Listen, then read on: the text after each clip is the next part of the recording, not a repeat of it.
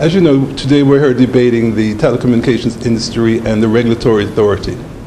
And this has been a long time coming. It's needed because, as you know, the telecommunications industry continues to evolve exponentially. And we in Bermuda must remain on the cutting edge of that industry. And to do that, obviously, the players need to get together. We have to look out for the interests of the consumer to make sure that they're getting value. We have to look out for the interests of the service providers to make sure that they are positioned to provide cutting-edge services. In addition, we have to make sure that the investors find a lucrative investment to make sure that the industry is sustained, because without their capital, we can't provide the infrastructure to move forward. We can't provide the cutting-edge services. So it's important that when we look at the regulatory authority, that we look at all players. In addition, the regulatory authority can be too burdensome on the industry. Light touch is the best way forward in this industry. I think my biggest concern is cost. We are in a recession, basically, and the people of Bermuda will be paying approximately $11.5 million in total in the first year for this authority. $3.5 million will be used to capitalize the authority, and that will come from the consolidated fund. $8 million will be levied to the service providers. Now, $8 million amongst 15 service providers is a lot of money, especially during these recessionary times. Most of the players have indicated that, you know, this is far, far too heavy for them from an economic point of view. Their businesses are shrinking because there are less people in Bermuda, because we have the recession, people unemployment.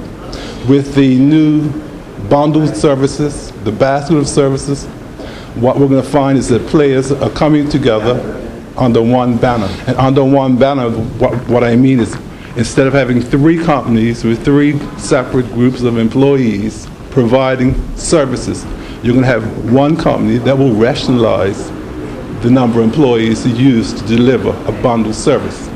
And so my concern will be layoffs and redundancies, because part of consolidation is redundancy.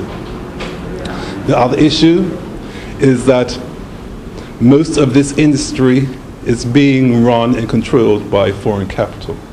And this is causing stress to a number of the players in Bermuda, because most of the Class C service providers were local, but they have been exempted from the 114B license, and only one has not been able to secure the 114B exemption.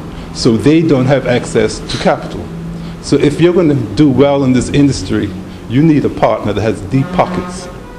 And to me, that's what's driving this legislation. Because at the end of the day, we are a domicile for international business. And international business needs to ensure that they can connect electronically to their overseas offices. And what they need is hardware, they need up-to-date software, and an integrated global system. And the average Bermudian does not have that type of capital. And so what we have to do today is a number of international carriers saying, oh, there are real opportunities in Bermuda. But at what price do we invite in the foreign capital?